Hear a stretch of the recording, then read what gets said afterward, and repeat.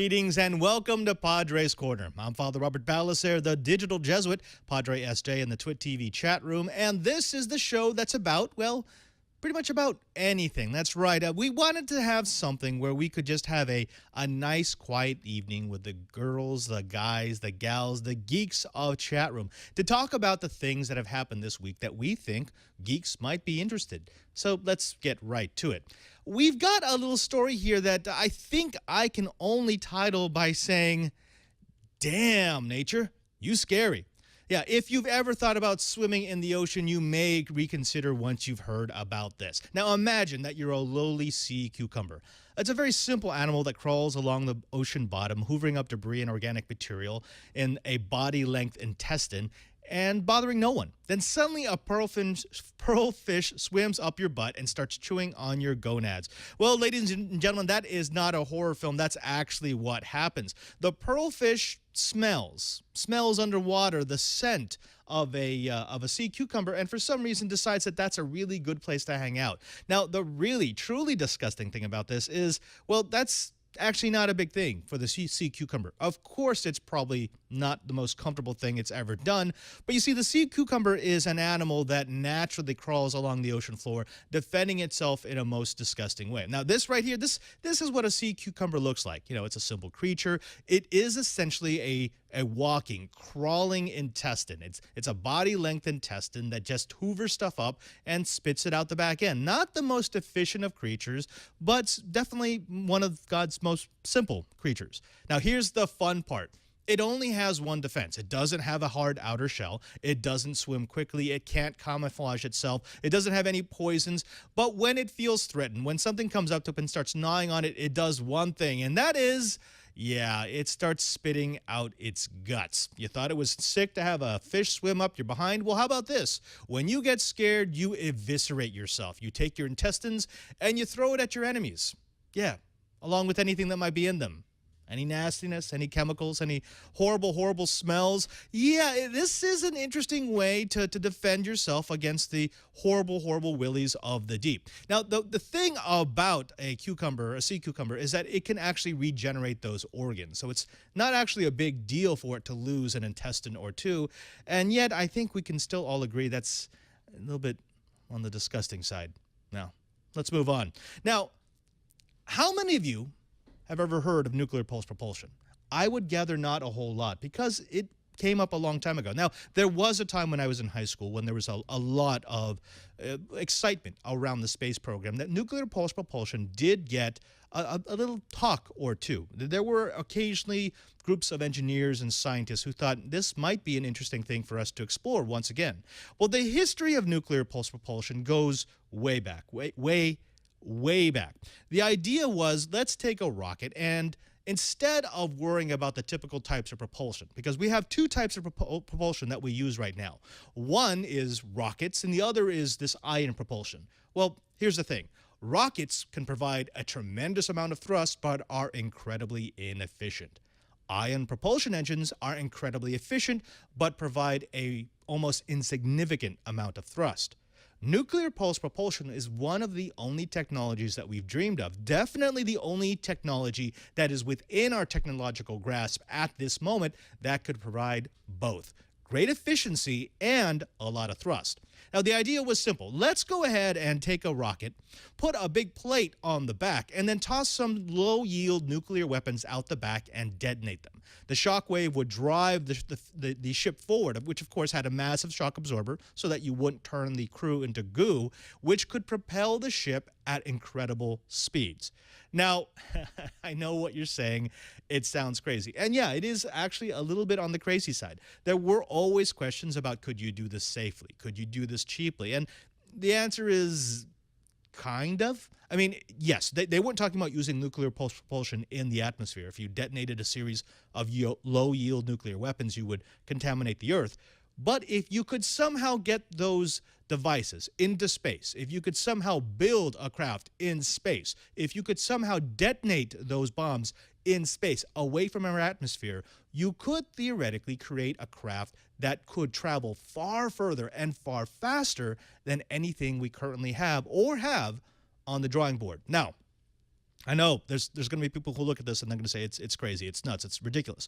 But there was also a proposal to use a form of fusion, much more controlled nuclear reactions with some high yield lasers focused on pellets of deuterium that would allow for a much smaller, more controlled, much cleaner blast that provided the same sort of effect. Now, if you want to see what a craft like this would actually look like, it's been in movies, believe it or not. If you've ever seen the movie, I believe it was called Deep Impact. It came out the same year as Armageddon. It was one of those movies where an asteroid is coming towards the Earth and it's going to destroy us. And we decide that it would be a good idea to send a craft, a mission to the asteroid and blow it apart. Well, the way that they got to that asteroid so quickly is they had a form of nuclear pulse propulsion. It was a regular shuttle, which had chemical rockets that boosted it into orbit. But once it was in orbit, it used the Orion system, which actually was the name of the project, to push it forward and then bring it back to Earth. So maybe not so far off. Maybe the future of space travel is the boom.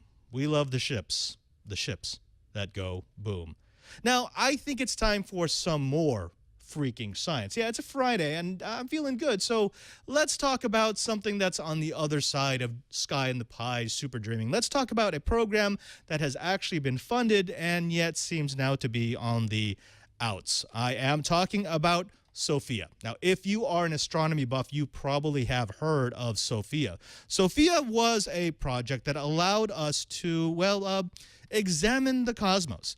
Essentially, SOFIA was a flying observatory. It used a 2.5 meter telescope on a super stabilized platform along with a series of instruments that allowed scientists to take measurements, to take a look at the heavens, to take pictures, to look into the deepest recesses of the galaxy without worrying about atmospheric interference.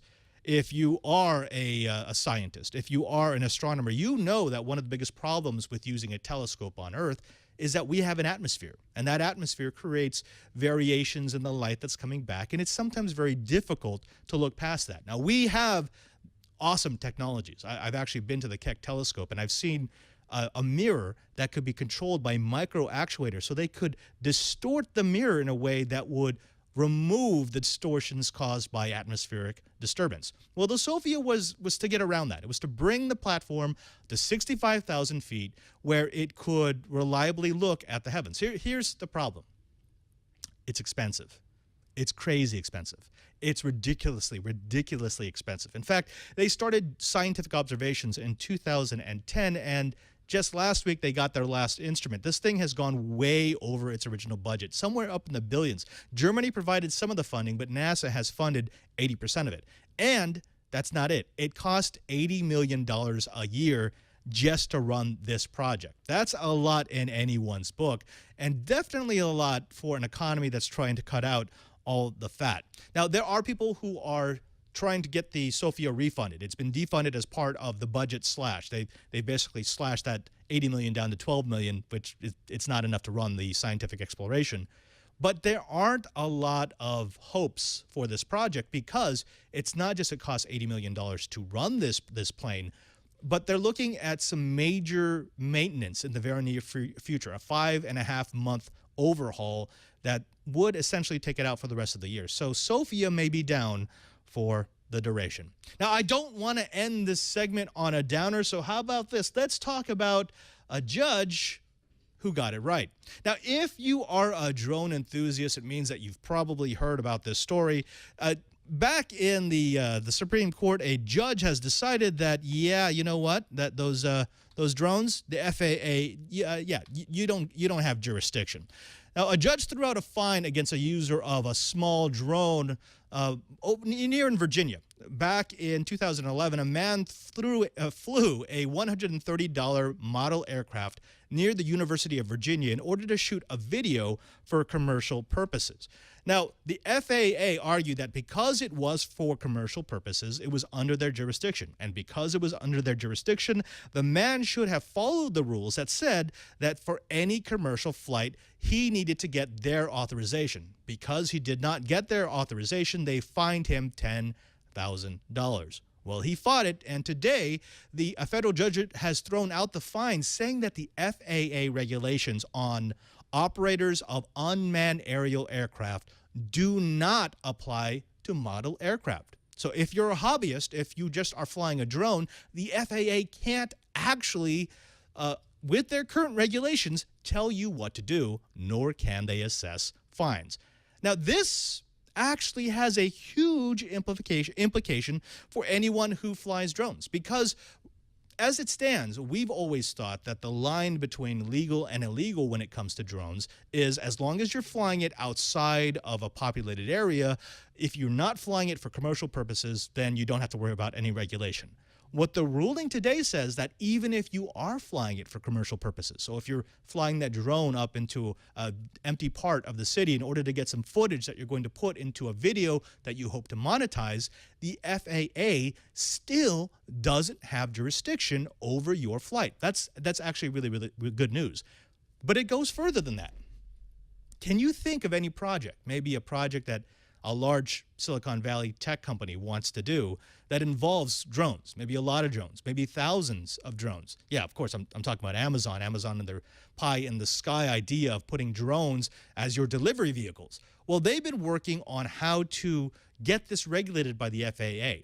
This decision, if it stands, could have, by the way, this only happened about an hour ago, if it stands, could have massive repercussions in how these companies deal with the FAA in getting their drone projects approved. I'm sure that Amazon's not going to just say, oh, well, I guess the FAA has no say here, but they could say our position is a lot stronger, so we're going to push for an earlier rollout of our drone delivery service. Speaking of drones and the next generation, I thought maybe now it might be a good time to take a look at what life would be like if the gravity gun were real.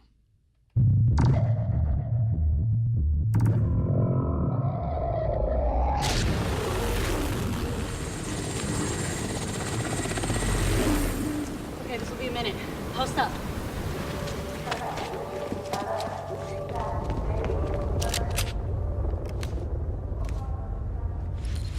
Dad, are you there? Alex, are you all right? Did you get the Zen crystal? Just barely. Alex, what are you doing? I'm opening the box. Not without the hazard suit. I don't have it anymore. If the crystal touches any part of the gun, it'll create a fissure. You'll be torn apart by a space-time rift. I know.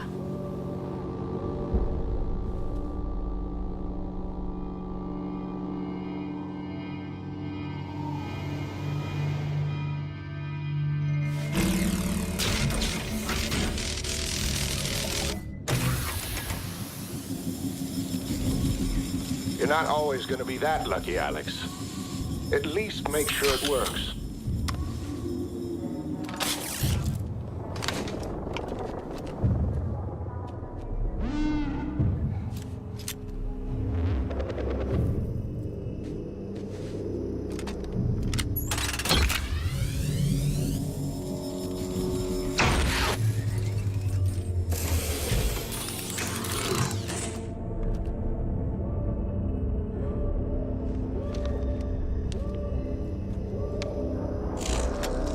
Not working. Just let it warm up. Alex?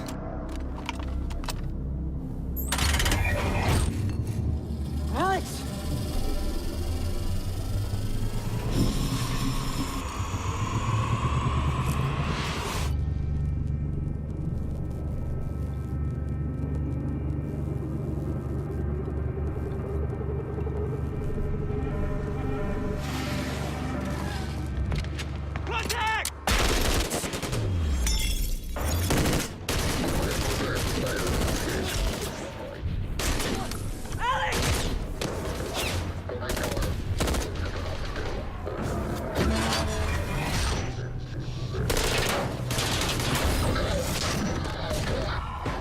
Got your back! Get out of here!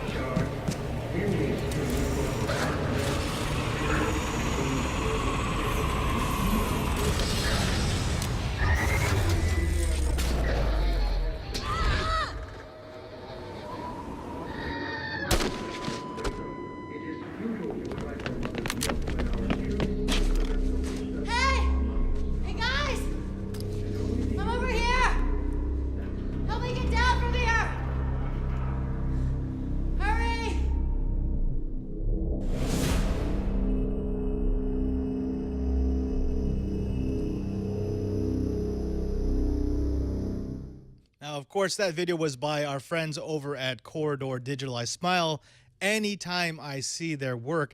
Now, if you've never heard of Corridor Digital, if you haven't watched the last episode of Padres Corner, please go check out their work because they are some of the best in the business. Now, they started out as just as people who made these little special effects, these glitchy videos. They were awesome. I mean, they showed us what was possible by those who, well, yeah, as CR1 in the chat room said, stayed in school. Those who looked at how to actually do their craft by going to film school. But they've got something more than that. They really branched out from just the fan-made video, just from you know the thing that's cool because we mastered a new special effect, and they've become fantastic storytellers. In fact, if you go over to their YouTube page, you're going to find a bunch of videos, including my personal favorite right now. I can't show it on the stream, but that's not them. They do one called Sync, and Sync was a series that they created for Google, which could be a full-length movie. In fact, it's much better than a lot of the stuff that we get from the larger studios. If you get a chance, please go check out their stuff. You're really, really going to like them. Trust me, they're really great. Now, this is the time of the show where we introduce you to our guest. And our guest is a man who has been on the show before. We thank him for coming back. It's, of course, Mr. Chase Nunes. Chase, thank you for... I'm sorry, Nunes. That's I all right. say that wrong. Thank you for coming back. It's wonderful to have you. Of course, being at Geek Gamer TV, you give us the skivvy about all things geek. Can you tell the audience a little bit about yourself, about what you do, just so they get a better picture of why you're here on Padres Corner? Sure. Well, you know, one of the things that I love to do is podcasting, and I've been doing that for almost 9 years now. And created a network of gaming and technical content, if you will. Been discussing the tech and geek news for years now. And you know, I met you through the power of the interwebs and that sort of thing. So when you reached out to me, you know, 5 weeks ago and said, hey, how would you like to be the first guest on my Padres Corner? I'm like, absolutely. So I'm very blessed to be back again and be your first repeat guest, which is awesome.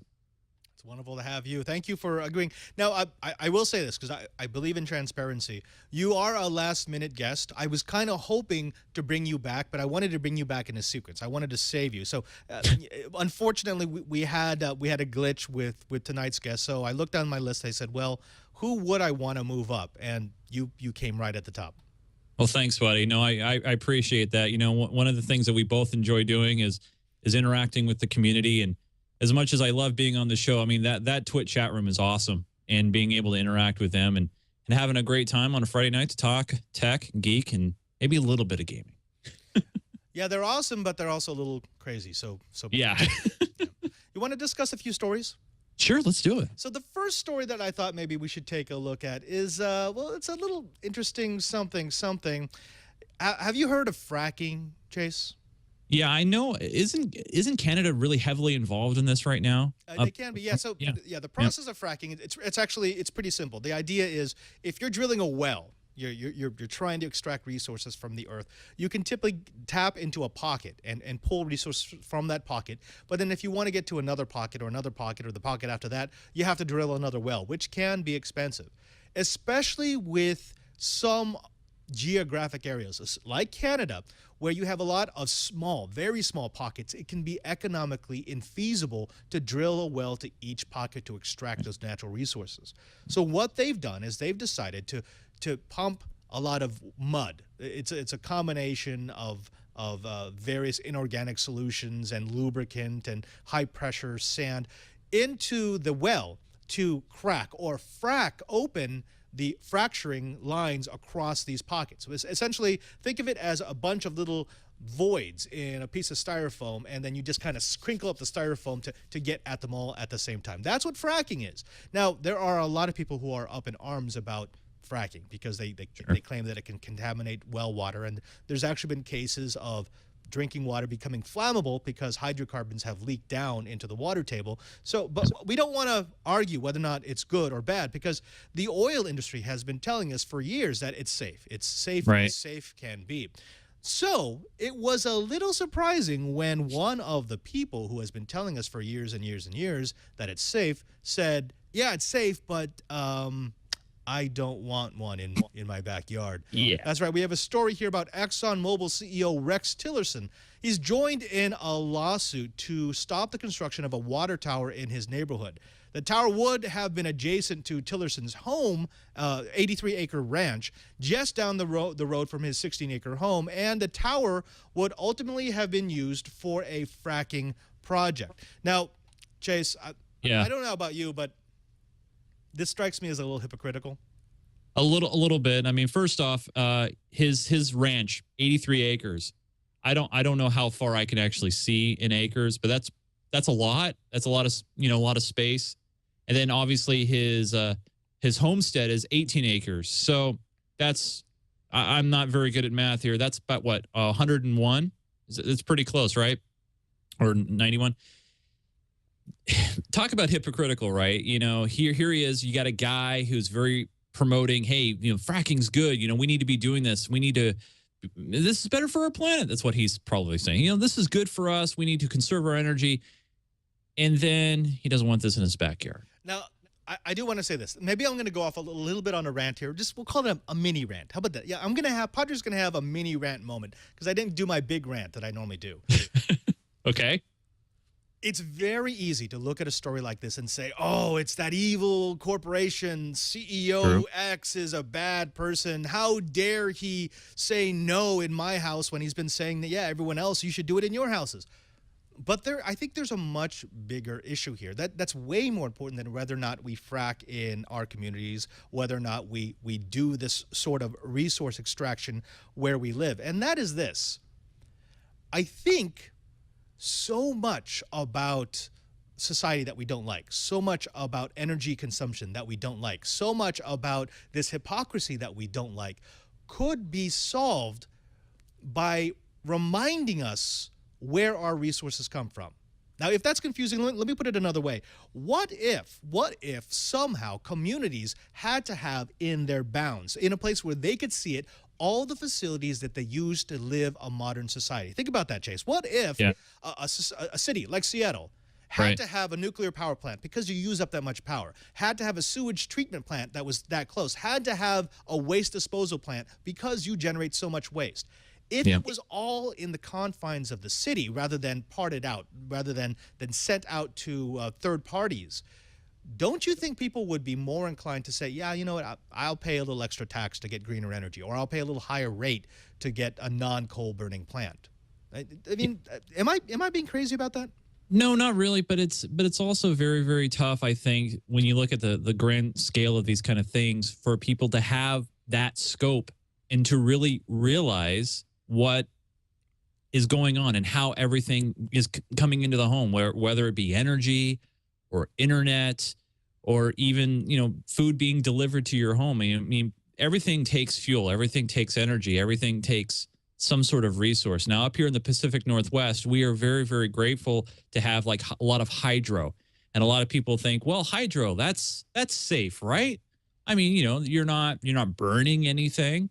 But then people don't think about, well, when you dam up a river, that could cause some issues with fish and the ecosystems. And, you have this big body of water backfilled behind, the dam and that sort of thing. A lot of people don't think and really extrapolate the big ramifications that a lot of these major energy projects do. Now, the one thing about the CEO here who's, objecting to this project is that he's doing it on the lines of noise nuisance and public hazards. If you're going to fight something like this, I mean, everybody feels like, well, gee, you live on a huge 85-acre estate.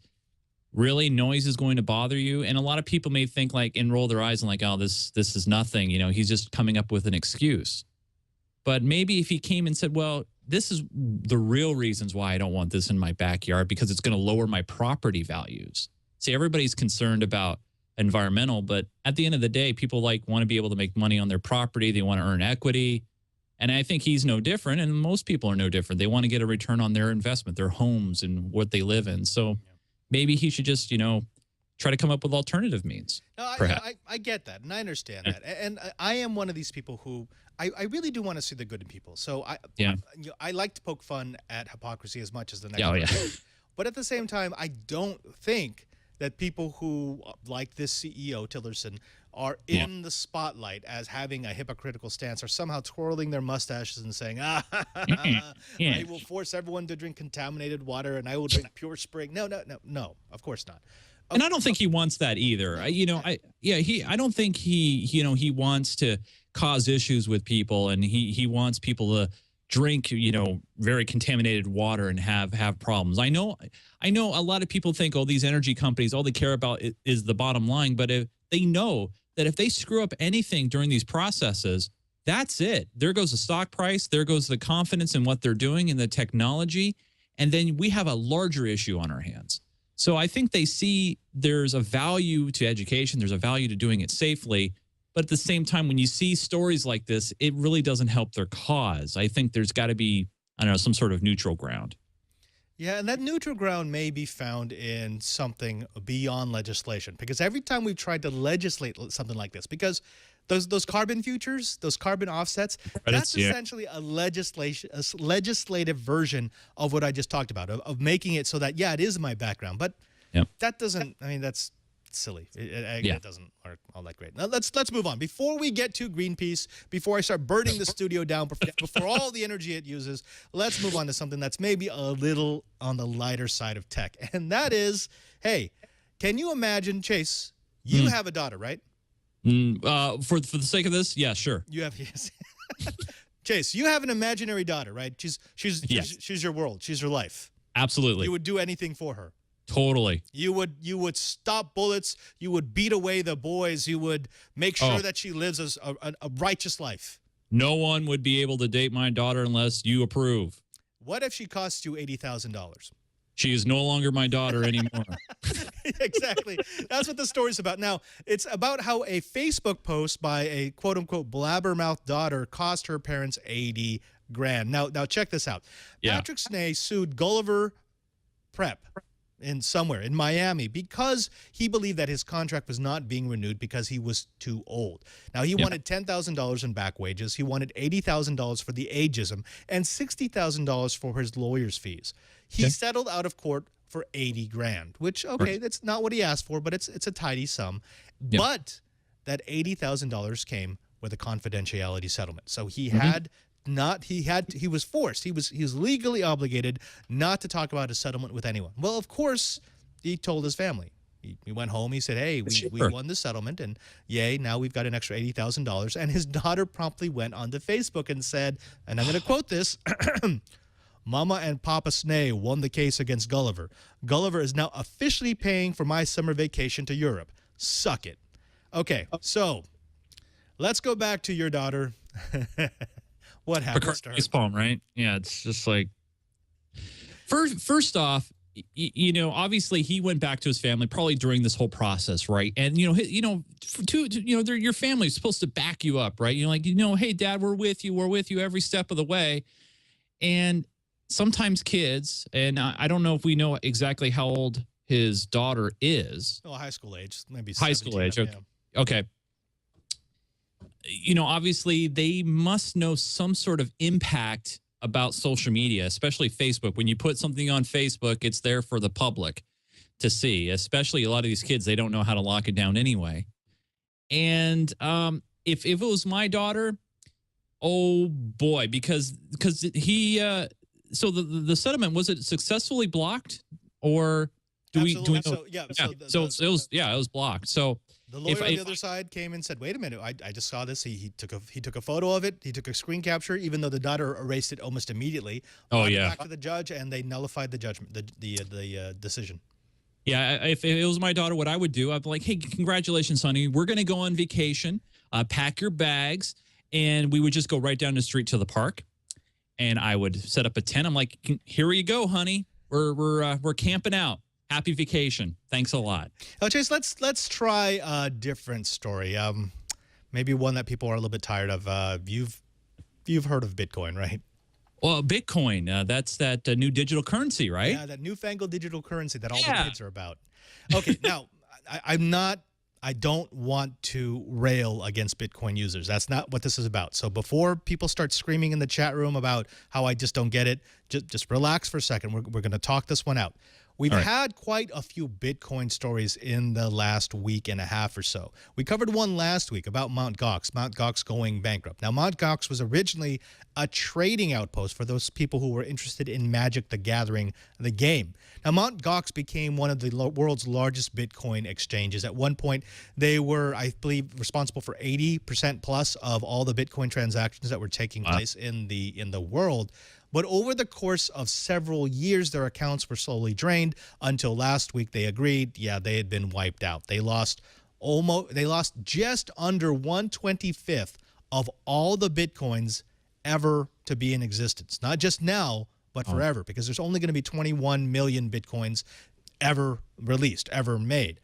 Now, there are a lot of things that are going on with that story, but that's not what I want to talk about. I want to talk about the sentiment that seems to be surrounding Bitcoin. I think it's very unhealthy, and I want to get your take on this, Chase. Now, when we look at the stories about Bitcoin from this week, there were three major stories. One of them involved who was the Bitcoin creator. I don't want to talk about that. I think that's stupid. I think it's speculative. I think doxing someone just because you can is ridiculously rude.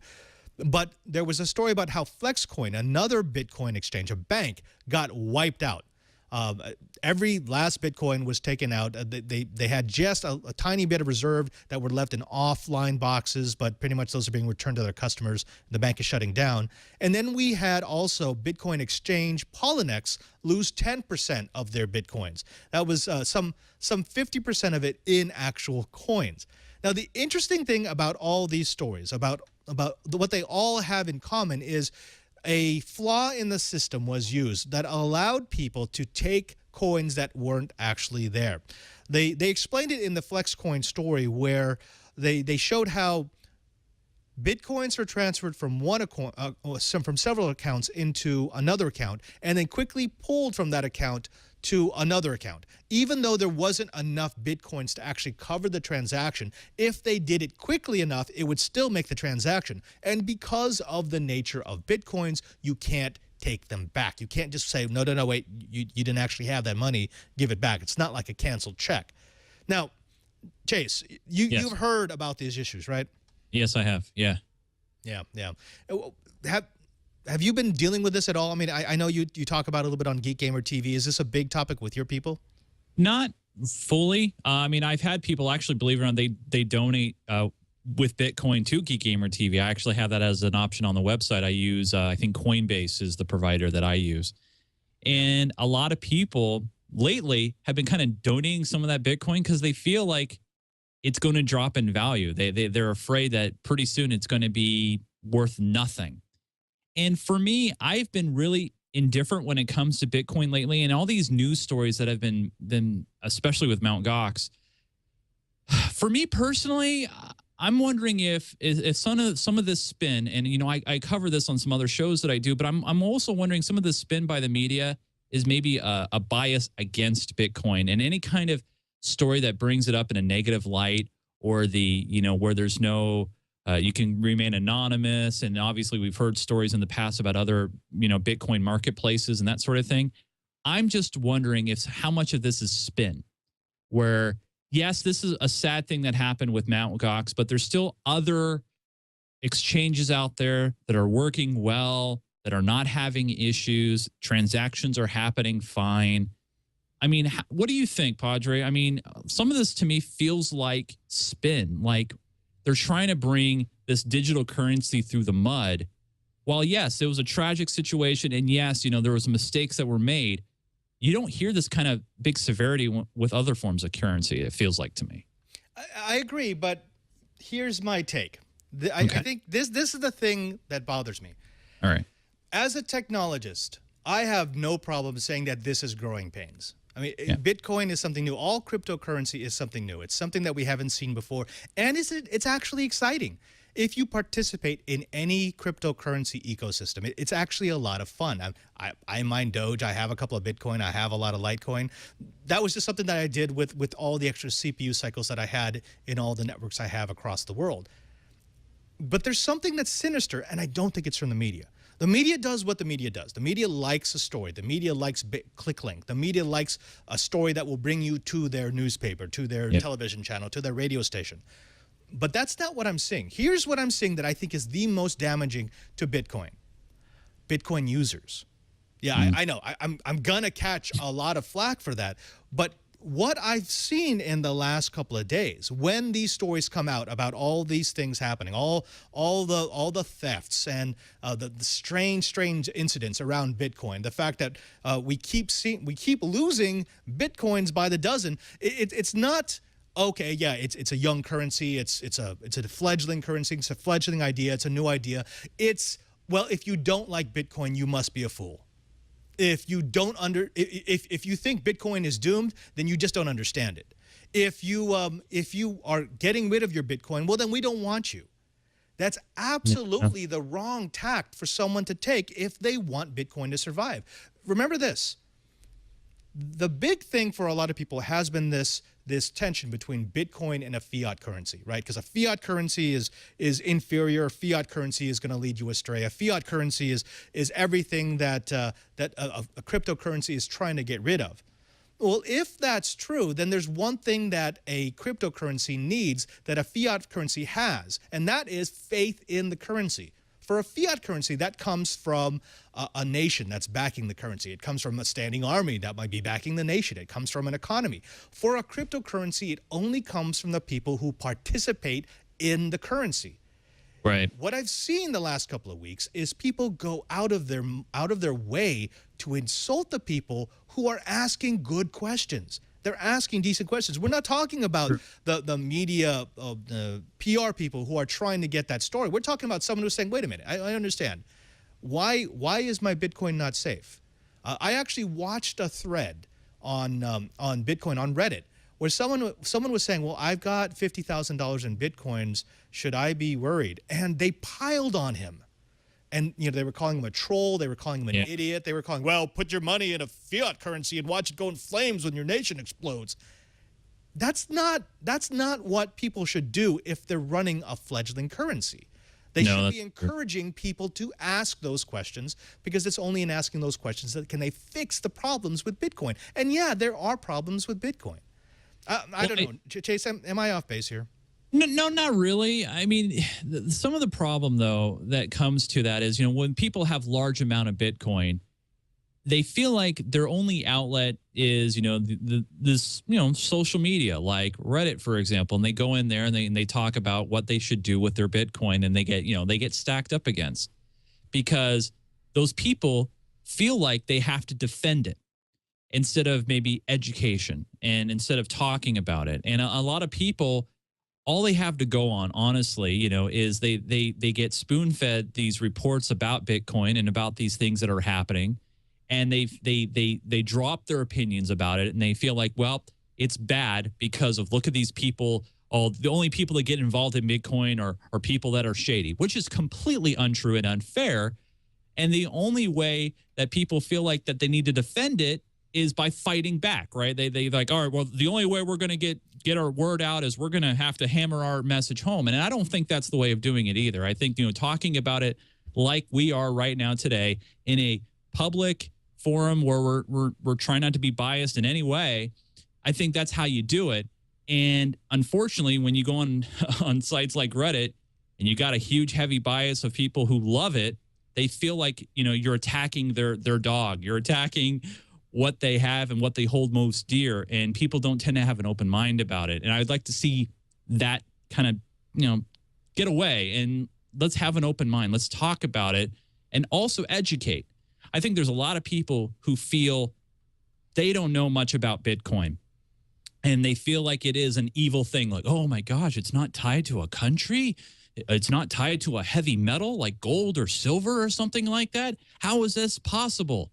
And then they feel like, well, wait, it's computer? I don't understand. And if there was something simple and easy for people where I could show to my grandpa or my parents or whatever and say, hey, this is what Bitcoin is all about, then maybe that's how you start infecting change, you know, one person at a time, and getting people comfortable with it. And obviously, part of me feels, you know, against the media, like, you know, they don't help in that regard when they report on just the bad stories of Bitcoin. You don't hear about the good stories of Bitcoin. For example, I think it's buy.com, who had over $1 million in sales when it came to Bitcoin.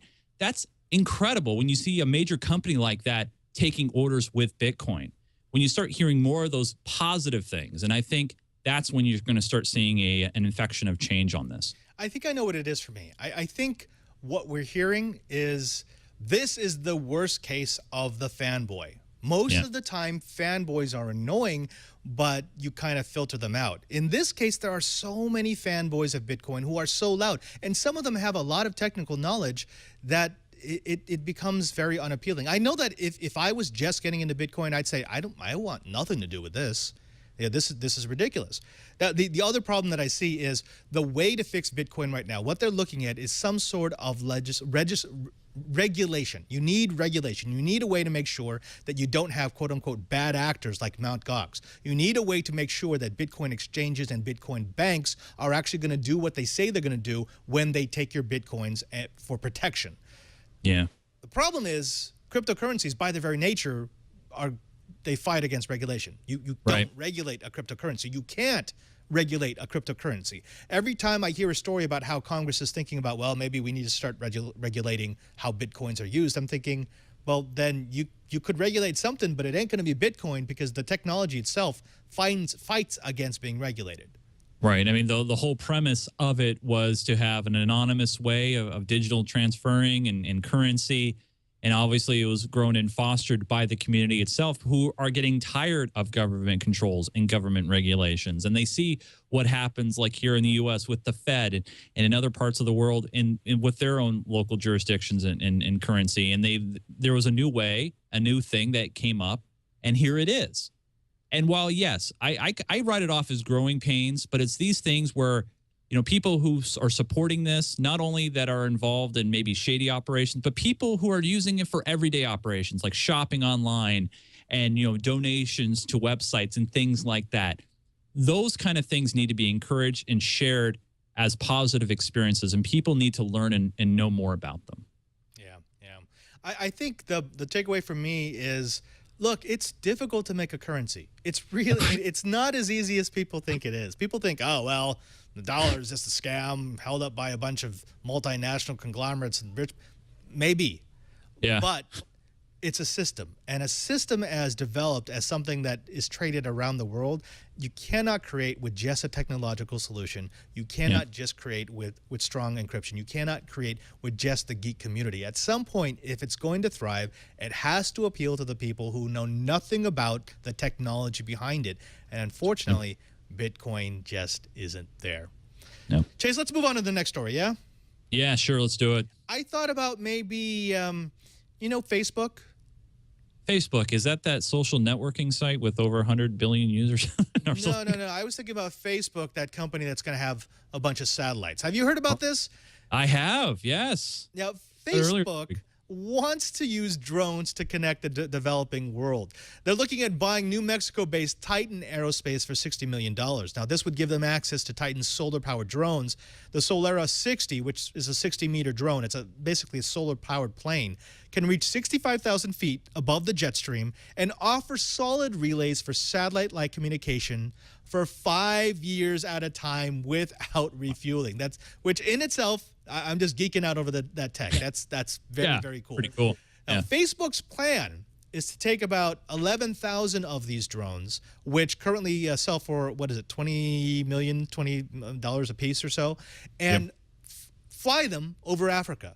If you had 11,000 of them, you could completely blanket all of the continent of Africa with high-speed wireless internet. What do you think? I'm going to throw it over to you.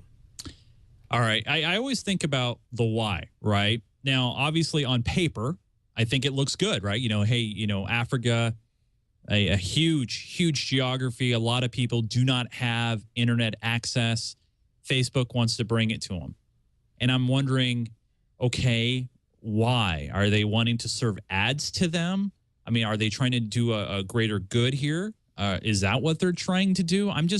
Part of me is having grasps of the why here. Are they trying to get more people signed up for Facebook? No, probably not, right? I mean, it's very confusing to me. While, yes, this technology is great, I think it's very, very good to use in areas where people don't have good high-speed internet or a way to connect to the outside world. Obviously, where there's places where you can't roll out infrastructure, obviously, lines or fiber, and now you can do it via air. But then you got this other thing right now. I know it's 60,000 feet, but then you have this, I don't know, mantra, like now there's this thing floating above my head at 60,000 feet delivering my internet access. Are they looking at all the information I'm sending to them? I don't know. It's hard for me to say, good job, Facebook, when, every 6 months, they always seem to change their privacy settings and I have to go figure out what I need to change back to turn my profile off to the public. So I just don't know what they're trying to do, what their ultimate end game here is. Yeah, it's a big bet, but I actually believe it's a bet that's right in line with what we've seen from Facebook as of late. Imagine when we look at the WhatsApp acquisition, we look at what they've done with acquiring this company for $19 billion. There's a lot of people who are looking at it saying, well, that's just crazy. You're never going to make that back. What are you going to do with it? That's all international, blah, blah, blah. Whatever that's going to be, that deal is nearing completion.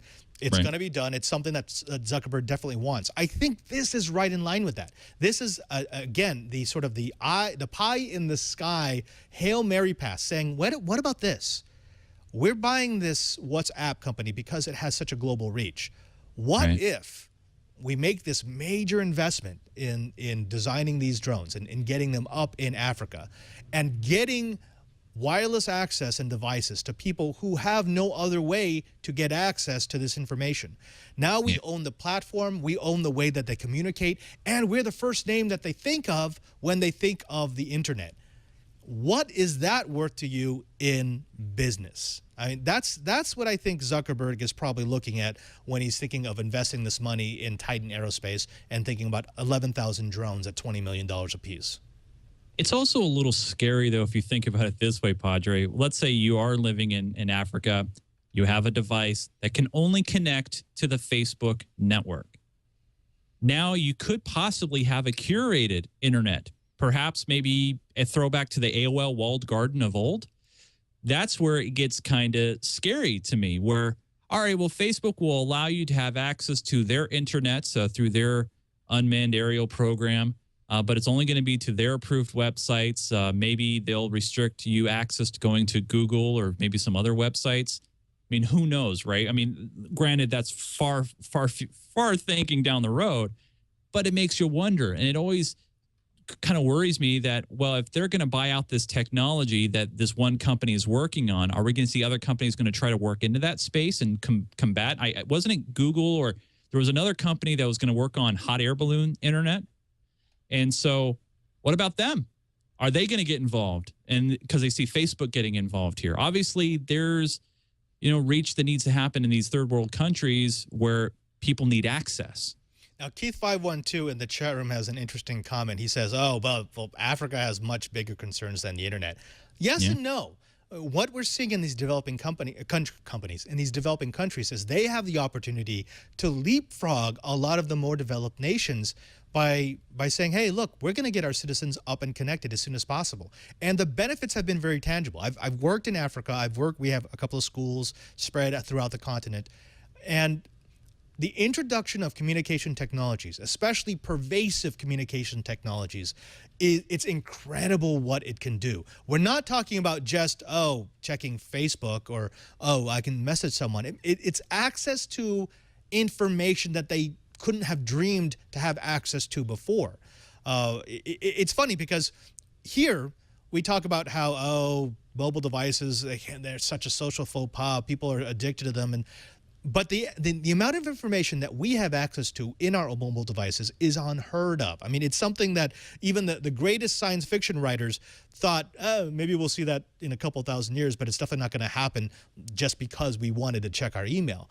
This is a revolution, and if these developing countries can jump a couple of steps of laying down billions of dollars worth of infrastructure because Facebook decides to fly a few drones over their head, I would be guessing most would jump at the chance.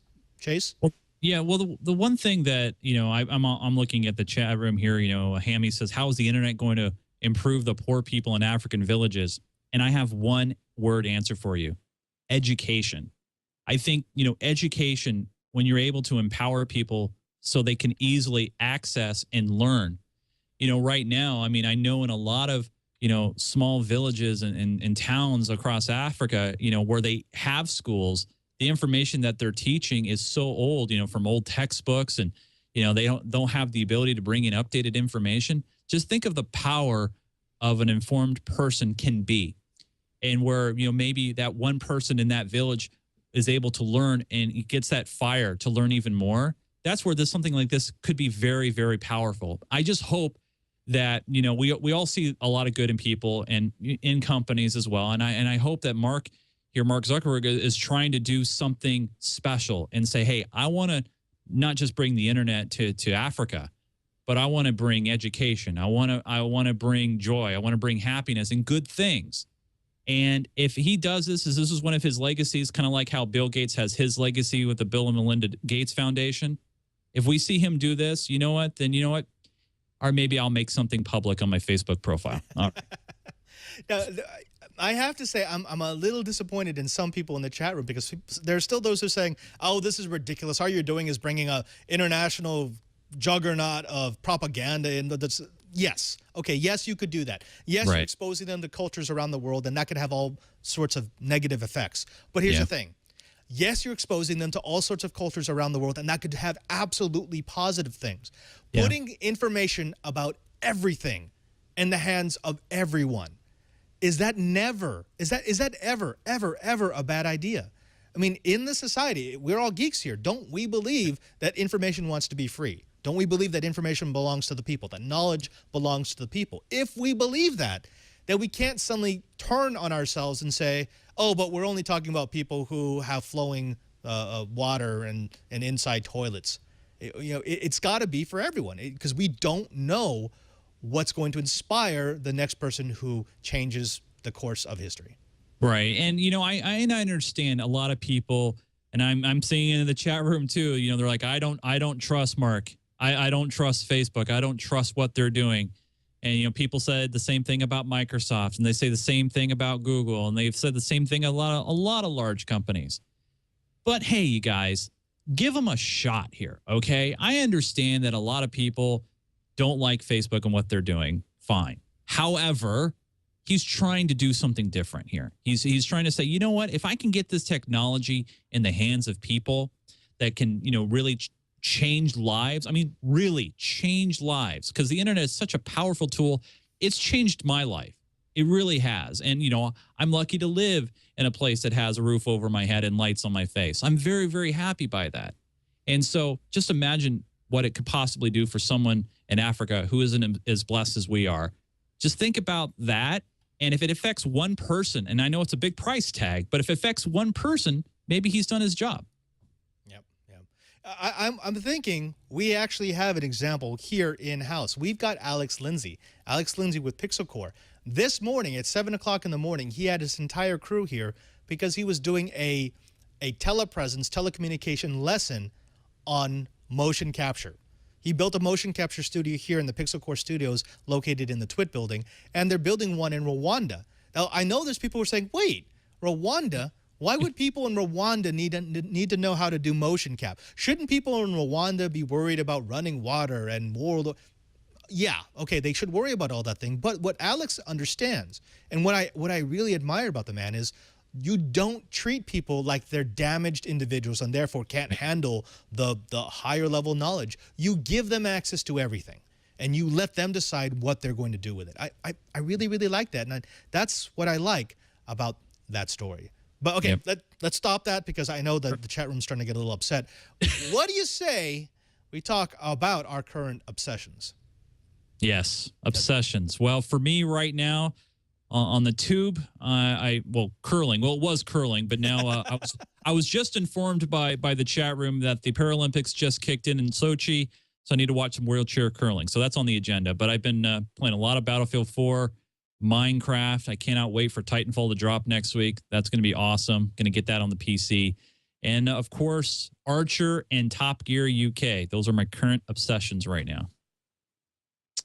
What about you, Padre? What are your current obsessions? Curling. Can you explain exactly what that is? Wait, are you telling me you don't know what curling is? Oh, my gosh. You mean this thing? Yes. Yes, right there. That is awesome. Yeah, so obviously a little old there. But, yeah, so each side has to throw, well, not literally throw, but they have to slide down the surface of the ice these 40, I think it's 45-pound granite stones. Those are actually, chiseled from granite, polished, and curling, as the name implies. The stone or the rock curls on the ice as they put a small little spin on it, and they have brushes. And a lot of people think, well, why are they sweeping? Well, the surface of the ice has these little pebbles on them. They spray the ice with this spray with these little pebbles, and as the brushing, it makes the stone glide a little bit more quicker over that surface.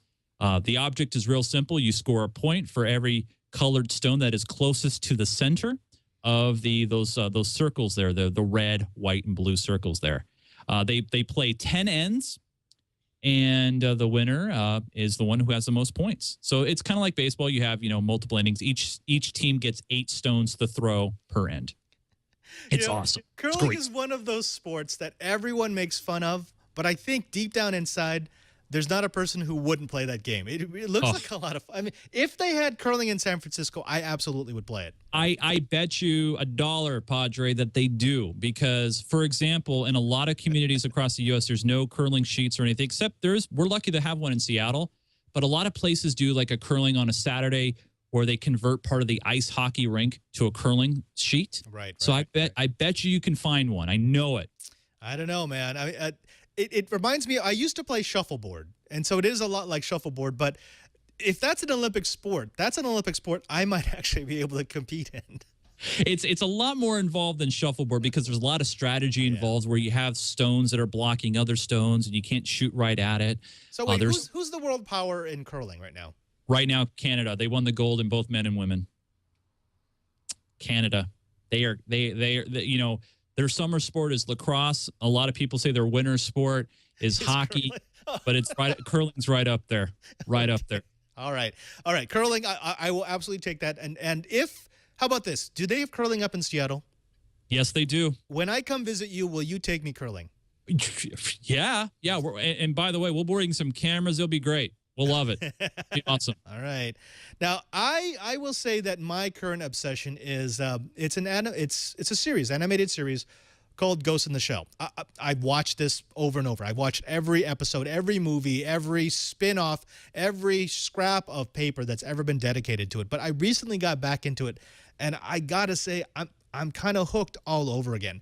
If you don't know the story of Ghost in the Shell and Section 9, essentially, you've got some very high-tech cyborgs who are a very small paramilitary force. Now, the funny thing about this is when this was created, this was before Daniel Suarez and his Darknet. This was before a lot of the current fiction about a new society in which all of our memories are stored externally and we've all been cyberized and we've all got our brains put into these cyborg bodies.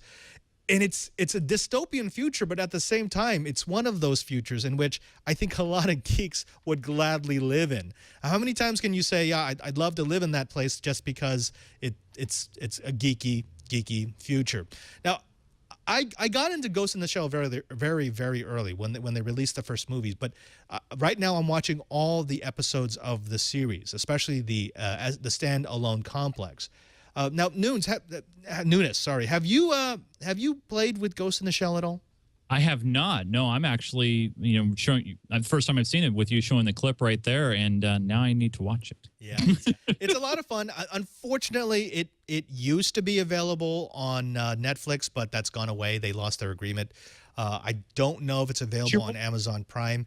Luckily, I have all the DVDs, but yeah, that's definitely my current obsession. Yeah, what about Crunchyroll? Is it on there? I don't know. It's hard to do just because Ghost in the Shell is one of these weird things that it's splintered off into several different universes. Okay. Have you ever seen that before? And unfortunately, like different companies own different parts of the universe. Yeah. It's a lot like the Marvel and the DC universes. So there's a main storyline, but it's very confusing to remember which movies belong to which splinters of the universe. Yeah. And continuity gets kind of screwed up, which is too bad because it's an awesome through the ages story about what makes us human and what we reach for in technology. Well, I'll be sure to add that to my list. I have a Crunchyroll subscription. Get a lot of anime coming across the pond, and you get it right when it's released. So I'll have to look that up, see if it's on there. Absolutely. Well, hey, Chase, how about we take a look at the tech? Let's do it.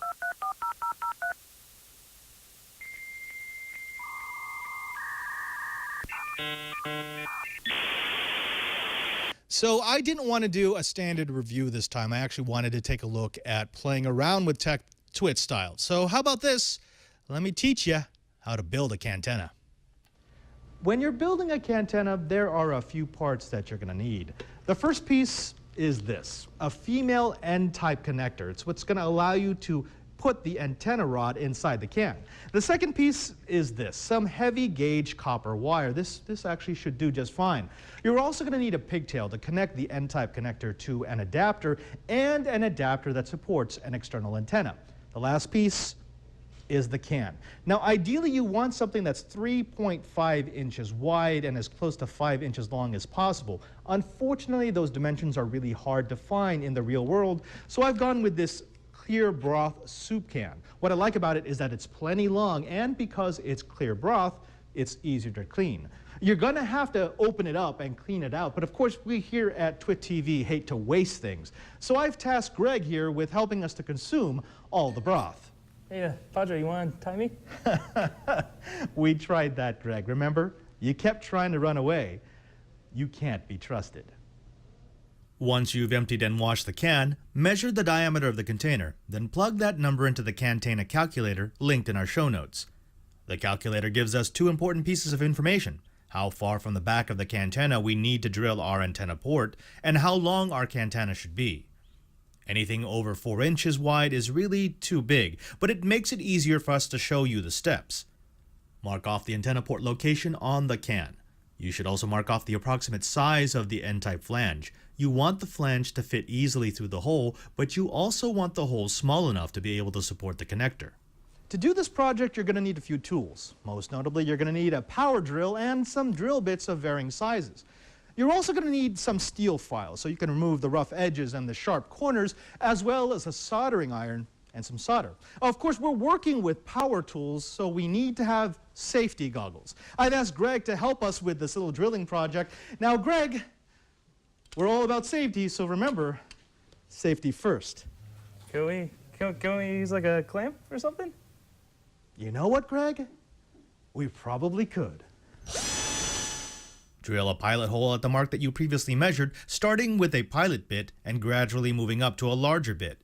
You want to make the hole large enough to just barely fit the mounting flange of the N-type connector. Once the hole is large enough, file off the burrs and the sharp edges. Clamp the N-type connector, then solder approximately 2 inches of copper conductor into the receptacle.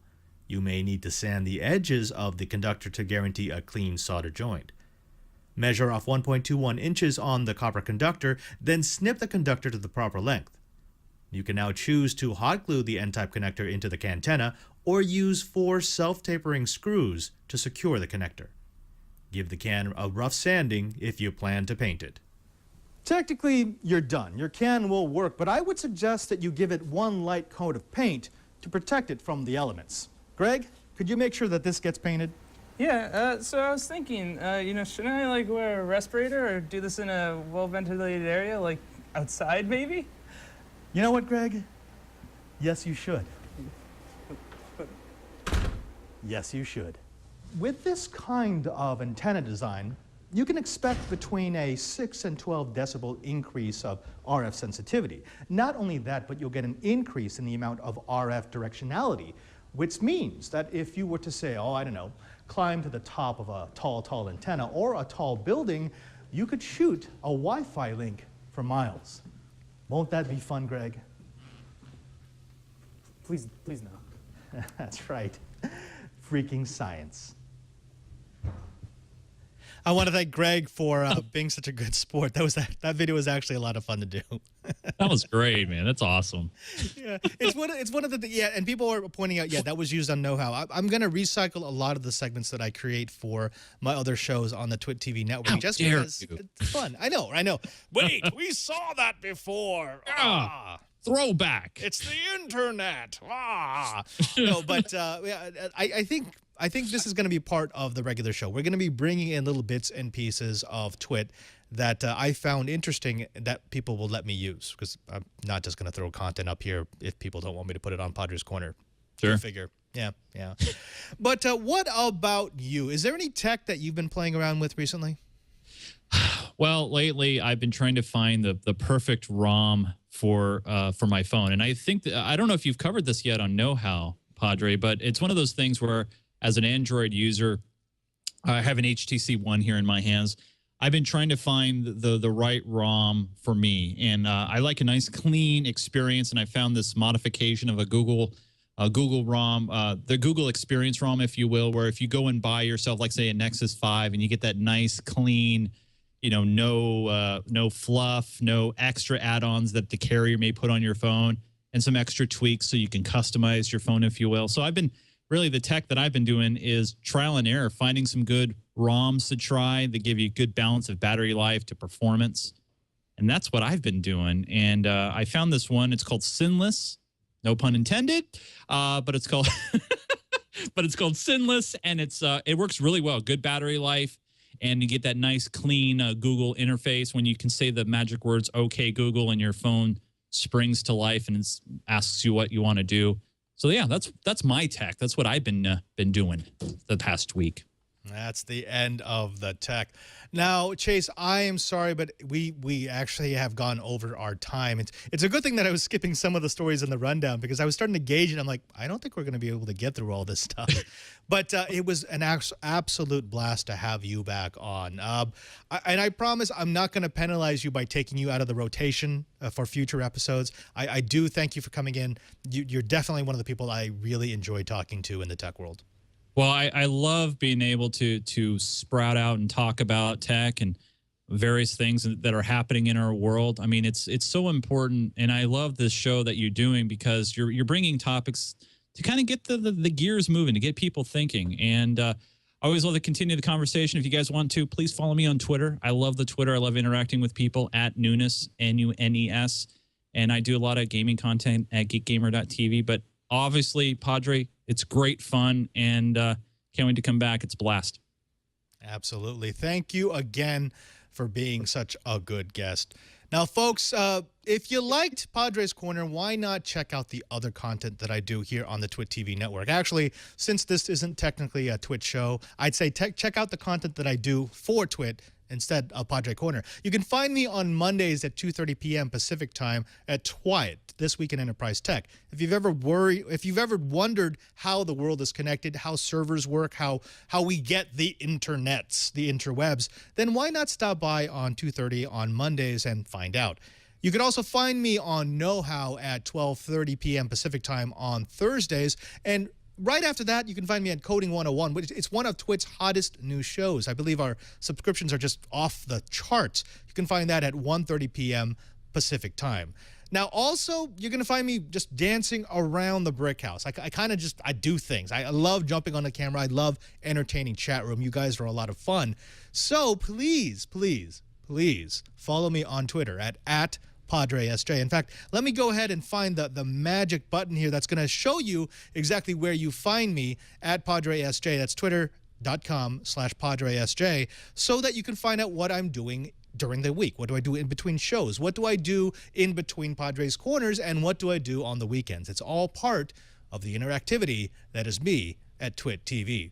Finally, I want to thank everyone here at the Brick House who makes this show possible.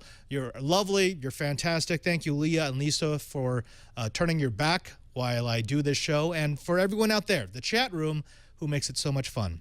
Till next time, I'm Father Robert Balacer, the Digital Jesuit, and this is Padres Corner.